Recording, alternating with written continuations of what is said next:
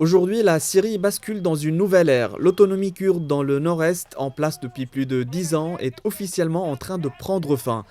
L'armée syrienne s'est déployée lundi 19 janvier dans les zones évacuées par les forces kurdes, selon un accord de cessez-le-feu conclu entre le nouveau gouvernement de Ahmad el-Shara et les forces kurdes dirigées par Mazloum Abdeh. Les combattants des FDS rejoignent désormais l'armée syrienne. À Raqqa, comme à Deir ez-Zor, le pouvoir central reprend le contrôle des zones stratégiques et des ressources pétrolières. Mais cette réunification se fait dans la douleur.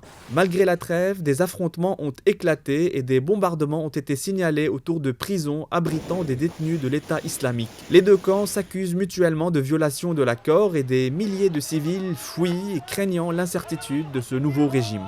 Mardi, l'AFP a rapporté que des négociations entre Damas et les FDS se sont complètement effondrées.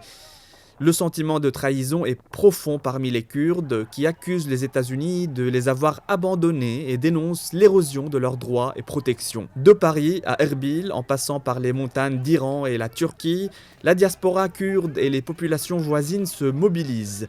Elles promettent de soutenir leurs compatriotes et appellent la communauté internationale à garantir leurs droits et leur sécurité. Sur le terrain, certaines tribus arabes de Deir ez-Zor se rallient aux autorités syriennes, facilitant le déploiement des forces gouvernementales.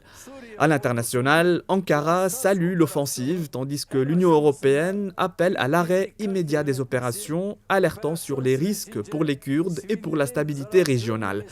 Entre espoir de paix et crainte de répression, le peuple kurde se retrouve aujourd'hui à la croisée des chemins.